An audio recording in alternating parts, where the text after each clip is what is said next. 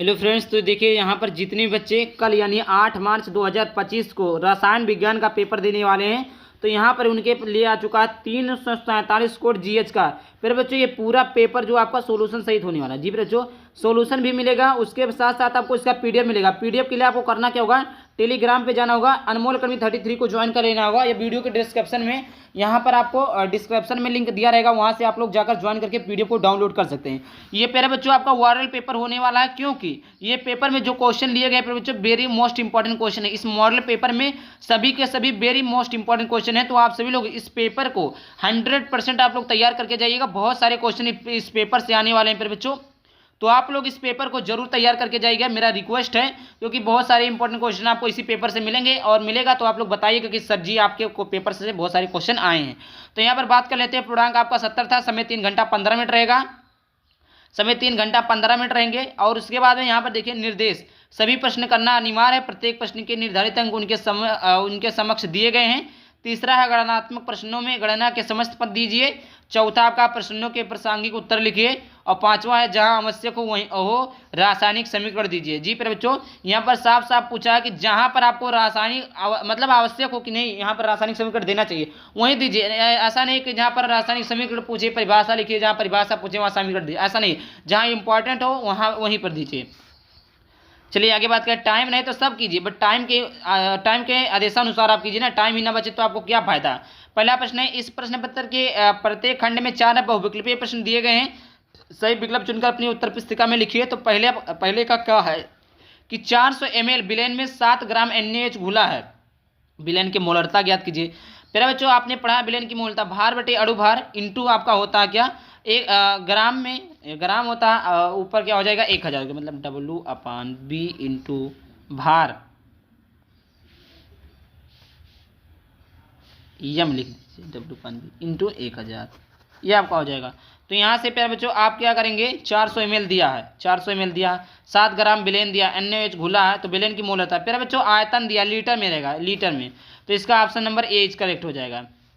मोलरता का फार्मूला क्या होता है, भार बटे अणु भार इंटू 1000 आयतन इंटू 1000 अपान में 1000 होता है। ये चीज़ें पहले बच्चों इसको हमने पढ़ा दिया, देख लेना। खा प्रथम कोटि की अपक्रिया के लिए वेग स्थिरांक, पहले बच्चों ये मोस्ट इंपॉर्टेंट है, हर साल की बोर्ड परीक्षा में आता है। Mole litre inverse second inverse, mole litre inverse second inverse, mole litre inverse second, ये आपका होता है सेकंड इनवर्स। तो प्यारे बच्चों इसका जो राइट आंसर हो जाएगा सेकंड इनवर्स। प्रथम कोटि की अपक्रिया का जो भी स्थिरांक की इकाई होती है वो सेकंड इनवर्स होती है।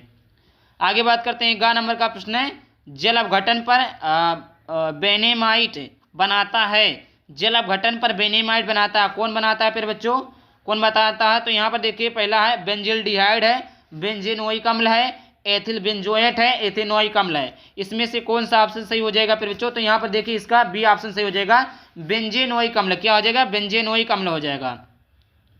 घ नंबर का प्रश्न है कि RnH2 plus CH3 plus potassium hydroxide कहलाती है, क्या कहलाती है फिर बच्चों। यहाँ पर देखिए तो ये एमीन की क्रिया क्या हो रहा है मेरे बच्चों, मेथिल एमीन की क्रिया किससे हो रही है, CH3 से हो रही है।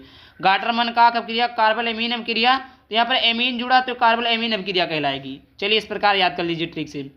अंगहा RNA में उपस्थित क्षारक है, पर बच्चों RNA में उपस्थित क्षारक कौन सा है, तो पहला दिया है adenine guanine cytosine thymine, B है guanine cytosine thymine uracil cytosine thymine adenine uracil adenine guanine cytosine uracil, तो इसका ऑप्शन नंबर डी करेक्ट हो जाएगा।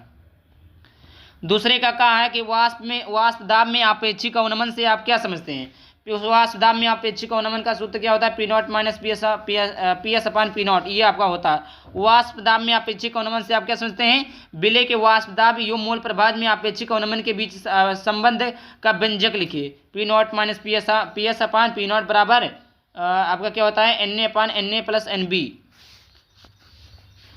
ये प्रकार आपको सिद्ध करना। खा है मानक हाइड्रोजन इलेक्ट्रोड विभो, पर बच्चों मोस्ट इंपॉर्टेंट टॉपिक है, सारे के सारे इंपॉर्टेंट टॉपिक है। तीसरे का कहा है तनु सांद्र नाइट्रिक अम्ल की ताबे से अपक्रिया का रासायनिक समीकरण लिखिए।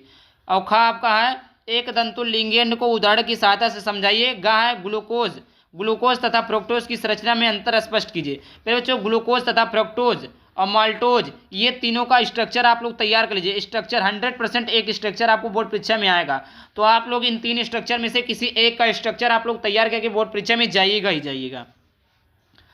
आगे बात करते हैं चौथे का क्या है, एक सेल के लिए मानक लीटर और विभव ये है, निम्नलिखित गिब्स ऊर्जा ज्ञात करना। गिब्स ऊर्जा गिब्स स्टार होता है, ये यही आपको ज्ञात करना है। Zn है, कॉपर 2+ है, Zn 2+ बना, कॉपर बना, तो गिब्स ऊर्जा आपको ज्ञात करनी है। आगे बात करते हैं यहाँ पर देखिए एनिलीन के नाइट्रीकरण की विधि और अभिक्रियाओं के रासायनिक समीकरण लिखिए। एनिलीन के नाइट्रीकरण, एनिलीन का नाइट्रीकरण प्यारे बच्चों आपको करना है और आपको रासायनिक समीकरण भी देना है। ये आपका बहुत ही आसान है। ग नंबर का ग्लूकोज की निम्नलिखित से अभिक्रिया का रासायनिक समीकरण दीजिए। NH2OH HCN, फिर बच्चों HCN, इसको आपको रासायनिक समीकरण देना है। पांचवा यहाँ पर है बच्चों, पांचवे का कहा कि प्रासरण दाब को परिभाषित कीजिए। प्रासरण दाब और विलय के मोलर द्रव्यमान में संबंध स्थापित कीजिए।